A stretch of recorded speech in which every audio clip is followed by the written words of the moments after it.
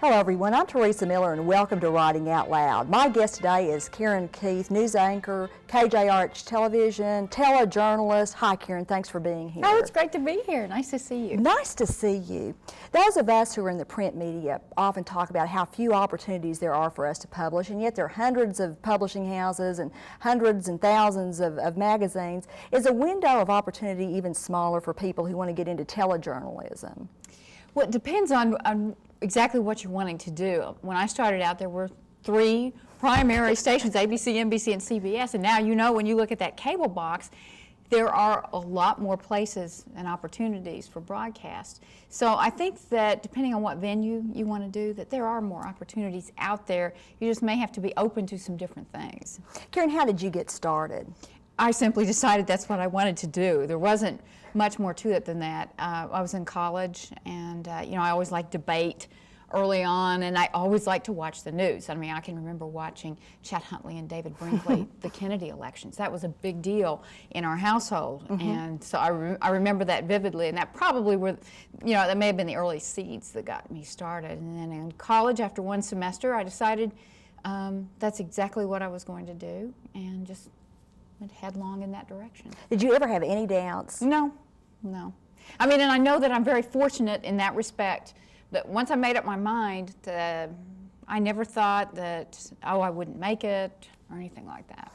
Karen, I've heard so many of your fans, myself included, say that Karen's just a natural on TV. She comes to it naturally. But does a lot of hard work go into making it look as smooth and natural as it is? The pieces that you produce, now there's a lot that goes into that, and that's really one of the most challenging things that I do, and one of the things that I enjoy doing the most. We're working on a special now, and I've got a box of probably 15 tapes that we've accumulated, and I've logged every second of them. At 10 seconds in, somebody says this, and this, and here's video of the corn being cut down, and then bringing all those pieces of this huge puzzle together and making it make sense and flow, but it's so much fun. I just love doing that. And I think that shows. How long is a typical feature in minutes?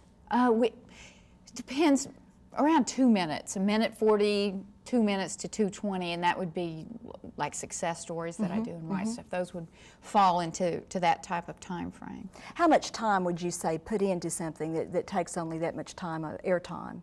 Well, I can give you an example.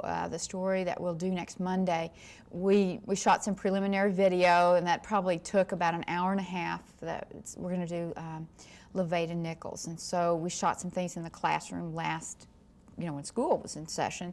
Then we'll shoot in her home, and we'll shoot her doing some of her artwork at home.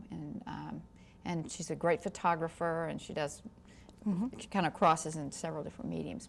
So now we'll go shoot an interview. That'll take 25, 30 minutes, and then 30 more minutes for cover. So you've got 2.5 hours roughly involved in shooting. Then you come back, and it'll take me probably an hour to log it, and then another hour, say, to write it.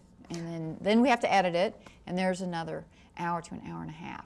And then it goes to air. All that hard work, and you always look terrific. And do you ever have bad hair days? Oh, certainly.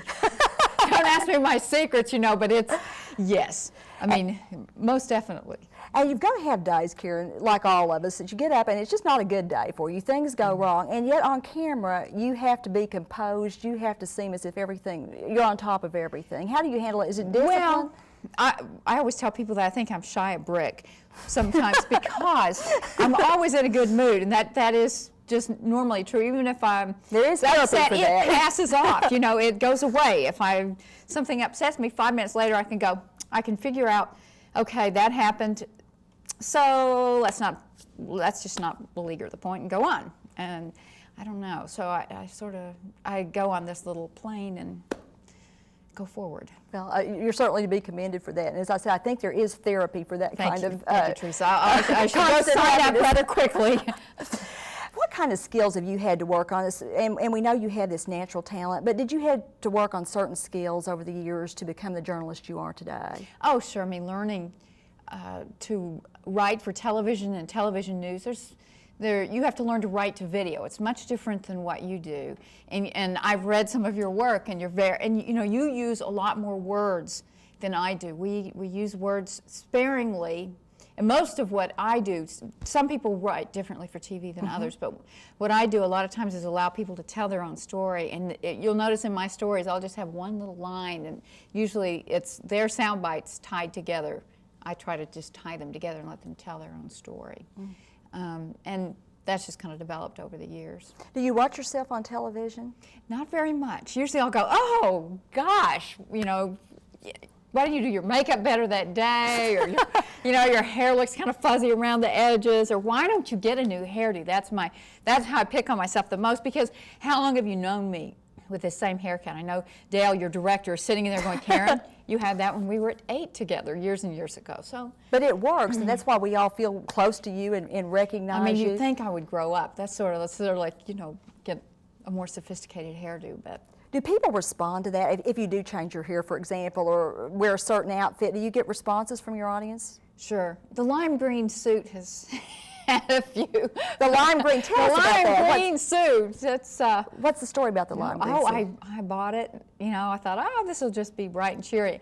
And I remember walking off the set when news director was Ed Scripps, and he was like, you know, just shut off the neon lights, and you know, what have you done to us? And and I've worn it a few times. But we always get a few calls, you know, like, where'd she get that?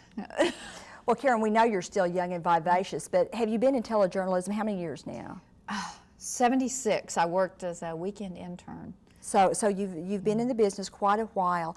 How have you changed? How have you changed as a telejournalist from those early days when you were starting out? And I think you were working part-time and going to school. And yeah, all that. I can remember being scared to death. I mean, and that doesn't happen much anymore. You know, just I'm so scared. You know, scared I would say the wrong thing, especially doing live shots and those things. But I guess just feeling much more comfortable with the medium is the biggest thing. And then hopefully my perspective has grown in terms of what I'm doing and the stories that I cover and those kinds of things. Seems to me things have changed a lot in that time span in the news media, particularly the role of women. Do you think women news anchors are viewed differently today than they were when you were first starting out? Well, the business has changed dramatically. From that aspect of the business has changed dramatically because, you know, I mean, when I started out, people were in there, it was just like a smoke hole, the newsroom. I mean, that was one of the other things. And then, you know, kind of, if anybody's watching this and you used to work with me, I'm not talking about you, but the old dirty man syndrome. Sure. I mean, it was sort of around and existed, but you really didn't think anything of it. I mean, I really didn't then.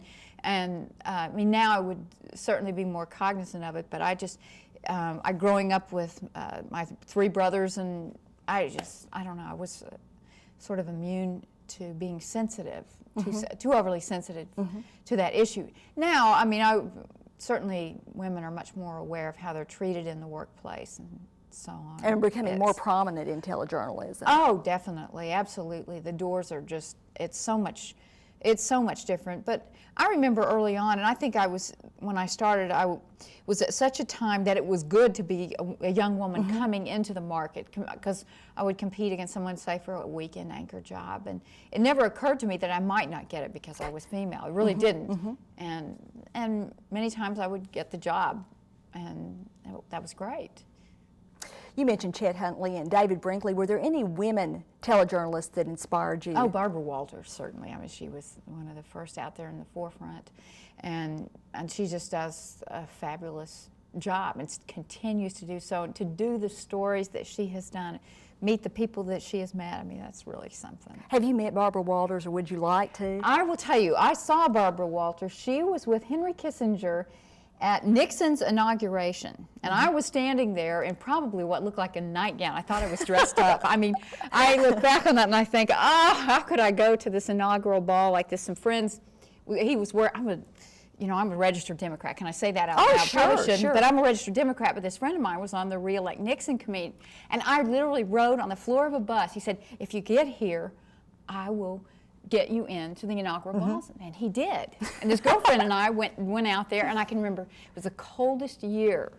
It was incredibly cold, and way up when the parade was going by in the early morning hours, and then that night we went to the inaugural things. But that was an incredible experience. But that's as close as I got to Barbara Walters.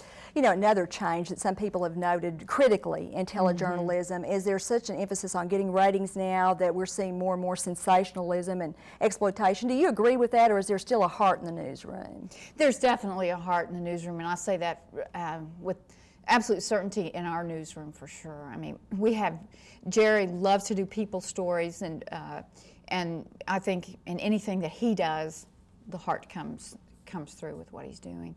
And we really care about the side of the story that has to do with people and how it impacts them.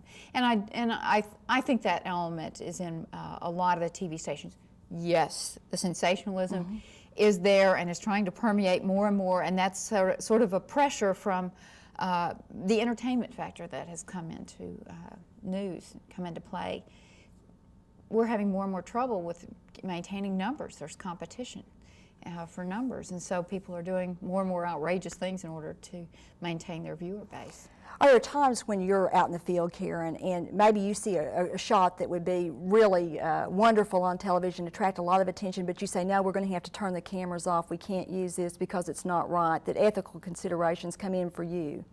I really can't think of a specific instance where I've done that. But I mean, there's just stories that you're very sensitive about when family members are involved in it and there's been a death.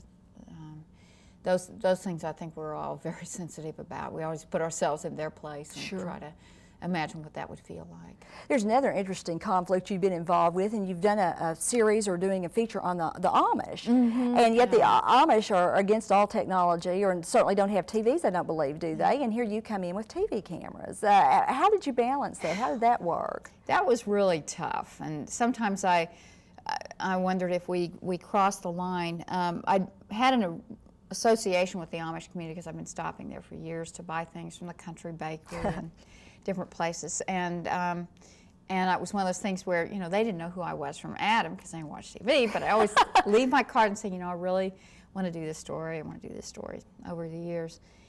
And really the way we approached it, we had someone who used to be Amish that helped us with all of our background material. The young people can talk to us. They are not members of the church yet, so they were able to talk to us, and they were so precious. They were so refreshing and wonderful. And one of the church elders agreed to talk to us, and he was great. But I just found the people, and the women especially, were just endearing, just wonderful. So you were able to resolve any conflicts that were there, any questions? It took us a while to do the story, and I remember the one family was telling me that they had heard that it was really bad what we were doing, and then one of the women made an effort to go see it, and she called me to say it was very nice, thank you very much. She saw a taped version of it. But the judgmental thing was to say that it was not done well or wasn't nice, whatever. But after they saw it, I was so happy when she called me. I cannot tell you how good that made me feel. Because I bet you came to the piece with sincere admiration for these people and their way of life. Absolutely. Absolutely. And then I was totally fascinated with the way that they live, and because we are so involved in technology, and their lives couldn't be further from it. And trying to maintain that and keep their young people as a part of that body. It was interesting. You know, we've talked about the ratings pressures, and I'm sure there are a lot of other pressures in television. What about deadlines? Because sometimes as a writer, I can't think of the right word to say, and you've got a piece, and you have daily deadlines. You compromise. Do you have to learn to compromise? Yeah, I mean, that on things where you are up against a deadline, that happens. Special reports, things that I'm working on, I can spend more time. And I'm not beyond saying, hey, read this. Is there anything you think we ought to change? And I work with our photographers, too, and say, you know, is there something you think we ought to add or take away or whatever, so we get it the way we want it. So it becomes a team effort. Does that take the pressure off of you to know that you're not in it all alone? Oh, sure. Yeah, I think it does help. I think it does help. I always, I feel like I'm just half of that story. They're the other half. I mean, they shot all the video. They're going to edit it, so they they really make it happen. And has there come a time when you just have to let it go, that you've done your best, you have other projects on the board, and so you say, I've finished with this, and we go on? You know, I'll look at something and think, oh, why didn't we leave that one line in, or little things like that, and it would still bug me a year later. You know, I'm sure that's the same way when you've had something printed up that you can't go back and change. Absolutely. Well, Karen, we want to talk to you some more about your career and some of the projects you have going. Thanks for being here. We'll be back after a brief message with more from Karen Keith.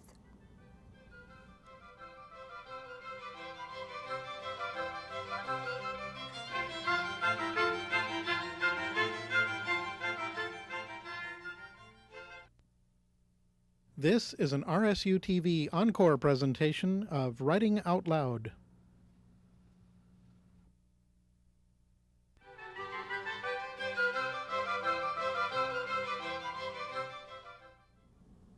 Hello, everyone. I'm Teresa Miller, and welcome back to Writing Out Loud. I'm visiting with news anchor Karen Keith. Hi, Karen. Hey, it's great to be here. Well, it's just so much fun visiting with you. There's so many questions that I want to ask. You were mentioning earlier about live TV, and certainly there are pressures with live TV. Do you ever make bloopers there that where you just have to go on or not even think about it? You do have to keep going. I mean, I know that the director is back there laughing right now. When I walked in here, they were trying to tell me that they had unearthed this terrible blooper from years gone by when the whole set lost it because of what I said, and I won't repeat it. But yeah, I mean, you do have to go on. Fortunately, that was the very last thing that came out of my mouth, so we could kind of end the show and over, and we could. I remember Sam Jones' head was doubled over on the desk, and I'm looking at him going, "What?" Till I saw it on tape. And, but anyway. You know, I think the worst things I do now are these names, you know. Oh, gosh, I wondered. Netanyahu, when the first day I saw that, it was like, oh, my goodness, how do you pronounce it? So, you know, sometimes, like, I was running, he's running for president. Or how do you find out how to properly pronounce some of these names? Well, there's a glossary in the computer that you can bring up that has pronunciations. But I listen a lot to National Public Radio, and I just love the way they write their stories. But the other thing that I glean out of that is pronunciations, and I really trust what they say. Karen, you're a native Oklahoman, grew up in Oklahoma, and yet you've reached far beyond those boundaries. You've been to the Soviet Union, Vietnam, Israel. What in you as a telejournalist and as a news person caused you to want to venture out in that way? Because I would think it's hard enough to do features, even about people you know, but to take on a challenge like that. It's my favorite thing in the whole world, and I cannot get enough of it. When I was in college, I took a semester at sea called World Campus Afloat. It's the best thing that I could have done in college, and it absolutely changed my life, my perspective of the world. We went all over Africa, India, and the Orient. And we literally hitchhiked in places we shouldn't hitchhike. I would never recommend that people do that. You know, when you're young, you do things you shouldn't do. And we actually were in some rather compromising positions a few times because of that. But I learned so much, and I learned so much about people and how people are different, and but they all value life. They value their children. And that's the thing when we go to these foreign countries, we are the stories that we do, we try to make people understand the elements that we have in common. Because I don't care if you are in the Gaza or you are in Jerusalem, in a Jewish quarter of Jerusalem, their values and the things that they hold near and dear to their children, wanting a better life for their children and wanting a decent meal, and the same values are everywhere. I think it's particularly important when we keep that in perspective with the Soviet Union, because we had so many preconceived notions of the Soviet Union that we had looked at them as our natural adversary, and you went there. What surprised you when you went to the Soviet Union? Well, the fact that we did have things in common, and yes, we absolutely had things in common. I think what surprised me was the reticence among so many people who were my age and older to accept change, and certainly to embrace change. They're so fearful, and I guess you can understand that because that's how they grew up. And the difficulty in terms of learning to understand how to sell something and to make a profit on your own, And making that change has just been unbelievably difficult. And I had people, we were trying to do some stories on what they called them incubator businesses, and they were just like, okay, we have this product and it was really good. What do we do with it now? Because they were so used to the government would dispense everything. So, but these men, and they were earnest in saying, you know, what do I do now? Where do I go from here? How do I sell my little? It was a little window box that would grow plants in the winter. Were they suspicious about you coming in with the camera at all? Did you have any difficulties? No, not really. People, and that's one of the things that we found all over the world too, is people are very kind of accepting of that camera now, and it really opens a lot of doors for you. It makes travel a little different, but it opens a lot of doors. Did you always come back to Oklahoma? Of course. What is it about Oklahoma that you like so much? And that It's keeps just you my here? it's my roots. It's all my family. There's, you know, all the brothers and sisters are still within Muskogee, Tahlequah, you know, and Tulsa, and Jinx. We're all right here together. My folks are here, and we're all here, and it's great. I have a friend who says that if Oklahoma is all you know, then you don't know Oklahoma. Do you think that your travels have helped you know Oklahoma better? It helps you. I think it helps you appreciate everything that you do have, and we do have so much. I love New York City. I mean, it's just so much fun, and I love to go to the theater, and I love to walk down the streets. And I mean, they kid me at work that I'm that girl. I'm just going to throw my hat up. I mean, I really love that. But I like to come home to our little street, our little house, my neighbors with their little garden on the corner, and I can run down to the store. It's just a couple of blocks away. Work is 3 blocks away. You know, we have this little ecosystem that's right there. And you know, in a big city, I guess they have something similar, but the hustle and bustle, and they don't have the quiet that we have. And Do you see one of your roles as a news anchor and telejournalist to help us in Oklahoma appreciate the people resources and the other resources we have around us right here? Well, I would love to say that well, okay, let me put it this way. I feel like it's a privilege that I get to share those things, and I love to do it. Because I get, you know, with this Breakfast with Karen thing. Oh, yeah. I went to the Pawnee Bill show. If you have not been up there to see the Pawnee Bill Wild West show, you must go. It is an absolute delight. The characters, and these are people that live and work in that community. They have other jobs and they volunteer. They make authentic costumes. They know trick roping. I mean, and some of the cowboys and cowgirls are truly working cowboy and cowgirls, and they come out for the show. That is just a wonderful, and it exists. I mean, that show, they have revived this show, and it's just, and Pawnee Bill lives. I'm here to tell you, he's alive and well. Well, you've had breakfast with him. I did have breakfast with him. And a lot of other And I people get to, too. you know, I'm going to meet some of the reenactors for the Civil War. I'm going to have breakfast with them, and the medieval castle in Muskogee, we're going to do that. It's just great fun to see and experience some of the things that people are doing to enjoy their lives, and also to kind of look back on culture and some of the different things that have happened in our state and just history.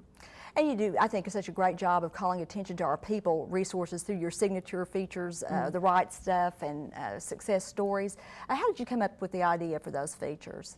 Oh, success stories. I've always had an interest in business, and always it just amazes me the things that people do to make a living. I'm one of these people who, I mean, I went in a factory where they made trash cans, basically, those big, and I'm just fascinated at how that tin comes off the line, rolls over, gets curved, gets a crimp in it, they roll, and just watching that happen. Who created the mechanism to make that happen? And so I'm just a sucker for that. It's amazing to me how these things come together in the end, and somebody, you know, you need these things, somebody's got to build it and figure it out and get it out there on the market. And so it's fun. And the things some of the stories that I've done are just amazing. Oh, I think so. Do you have a favorite? I Asking don't you a know tough if I question. have a favorite. Ones that mean a lot to you or surprise? You know, Catherine Zaremba, I'm sure you've probably interviewed Catherine. She is just a stitch. She was Little Orphan Annie. She was in an off-Broadway production, and she was in Sisters on television. And she's got a role now in that Jeff Foxworthy show that's coming out this fall. And she's from Broken Arrow, and she's just a pistol, and she's got this booming voice, and she's amazing. You're so good one-on-one with people. Is there any secret to a great interview? Do you plan a lot ahead of time, or do you just go and kind of let things happen? I should plan more than I do. I think, like, I know you were very well prepared for this. You went over everything with me, and a lot of times I'm just kind of off the cuff, and that's something I probably should work on more. But you know, they tell trial lawyers never to ask a question they don't know the answer to beforehand. Is that a good advice for an interviewer as well, or do you like the spontaneity of not knowing what someone might say you and could being get surprised? yourself in trouble probably. I don't know that I've gotten myself in any serious trouble, and most of the time if you have an opportunity, like I do, to edit, I mean, I used to be on the midday show live, so you could really get yourself into trouble. But most of my interviews, I have the luxury of editing, thank goodness. In addition to your signature features, you also are a news anchor, and news comes across your desk, and sometimes you get to give us wonderful news that someone's won this lottery, or the first New Year's baby, and all of these things. And then there are other times when you have to be the bearer of bad news, for example, the Oklahoma City disaster. Do you feel that weight especially heavily when you're having to tell us something that is tragic like that? You know, I think during those times we're all surrounded by it anyway. I mean, you're reading about it in the paper and you're hearing it in other mediums. So I'm not sure that I feel it more than you do. Maybe sometimes I see pictures that you don't that can be very disturbing. You know, I hate to say that you almost become jaded, but I do think that you build up some sort of thick skin to kind of deal with it. You have to. You have to, because you can't be on all the time, even though I'm always wanting to ask you what the weather forecast is and things like that, because I just imagine you back, when you're not out with where I can see you, I think you're back at the studio. Karen, we're running out of time, and I'm going to borrow two of your phrases here to describe you. You do have the right stuff. You're your own success story. Thank you so much for coming and being with us today. Oh, Teresa, thank you. And thank all of you for joining us on Writing Out Loud.